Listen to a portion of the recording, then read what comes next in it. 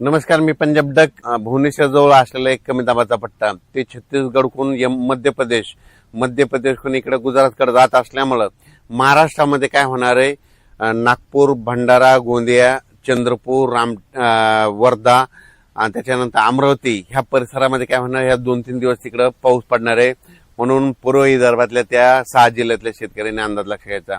म्हणजे पूर्व विदर्भामध्ये 6 जिल्ह्यामध्ये 13 तारखेपर्यंत पावसाचा अंदाज आहे, म्हणून हा त्यांनी शेतकऱ्यांना अंदाज लक्षात घ्यायचा. तिथं मराठवाड्यात देखील परभणी जिल्हा, लातूर जिल्हा, बीड जिल्हा, जालना जिल्हा, संभाजीनगर, त्याच्यानंतर हिंगोली, नांदेड या जिल्ह्यामध्ये काय होणार आहे, खूप काय मोठा पाऊस पडणार नाही. दुपारपर्यंत ऊन पडेल, पण ह्या 4-5 दिवसामध्ये काय होणार आहे, तुरळक ठिकाणी विखुरलेल्या स्वरूपाचा पावसाचा अंदाज आहे. म्हणून परभणी, लातूर, बीड, धाराशिव, जालना, संभाजीनगर, हिंगोली ह्या शेतकऱ्यांनी अंदाज लक्षात घ्यायचा.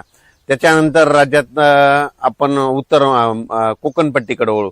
तर कोकणपट्टीकडे मात्र आजपासून ते 14-15 ऑगस्ट पर्यंत तिकडे मात्र पाऊस सरी थोडा चालूच राहील, म्हणून हा अंदाज सर्व शेतकऱ्यांना लक्षात घ्यायचा. नाशिककडे देखील पाऊस थोडाफार चालूच राहील, सरी चालू राहील, म्हणून नाशिक जिल्ह्यातील शेतकऱ्यांना अंदाज लक्षात घ्यायचा. नंदुरबार, धुळे आणि जळगाव जिल्ह्यातल्या शेतकऱ्यांना सांगू इच्छितो की 12, 13, 14च्या दरम्यान तुमच्याकडे देखील ते कमी दाबाचा पट्टा वरतून जात असल्यामुळे गुजरातकडे जात असल्यामुळं तुमच्याकडं 12, 13 आणि 14 ऑगस्टच्या दरम्यान तिकडे तुमच्या इकडे तुरळक ठिकाणी वेगवेगळ्या भागात जोराचा पाऊस पडेल, म्हणून हा अंदाज लक्षात घ्यायचा. विहिरीला पाणी येणारा असा पाऊस सध्या तरी महाराष्ट्रात नाही, म्हणून हा अंदाज सर्व शेतकऱ्यांनी लक्षात घ्यायचा.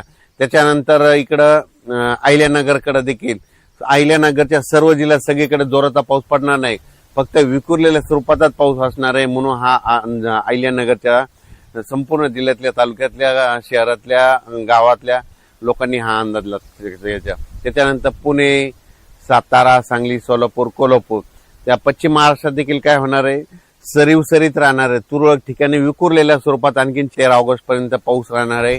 खूप काय मोठा नसणार आहे, दुपारनंतर ऊन पडणार आहे, पण काही भागात तुरळक ठिकाणी विखुरलेलाच पाऊस आहे, खूप काय मोठा नाही, म्हणून हा पश्चिम महाराष्ट्रातल्या शेतकऱ्यांनी अंदाज लक्षात घ्यायचा. कोल्हापूर, सातारा आणि इकडे कोकणपट्टी तिकडे मात्र सरी त्या चालूच राहतील. मात्र कर्नाटकला एवढा काही मोठा पाऊस पडणार नाही, म्हणून कर्नाटकच्या शेतकऱ्यांनी अंदाज लक्षात घ्यायचा. तुरळक ठिकाणीच पाऊस आहे. तेलंगणात देखील तुरळक ठिकाणीच पाऊस पडणार आहे, म्हणून अंदाज लक्षात घ्यायचा.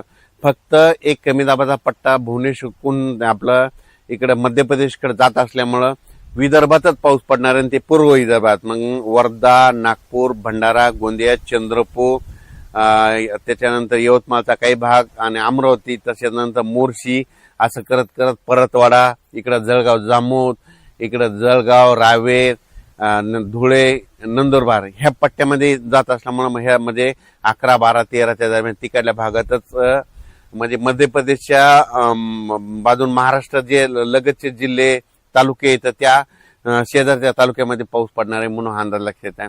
संपूर्ण महाराष्ट्रात काही सर्वदूर पाऊस पडणार नाही, विखुरलेल्या स्वरूपाचा पडणार आहे. दिवसा ऊन पडल, वारं सुटल, म्हणून हा अंदाज लक्षात आहे. सप्टेंबर, ऑक्टोबर मध्ये मात्र सप्टेंबरच्या पहिल्या आठवड्यात मात्र महाराष्ट्रात विहिरीला पाणी येईल असा पाऊस पडणार आहे.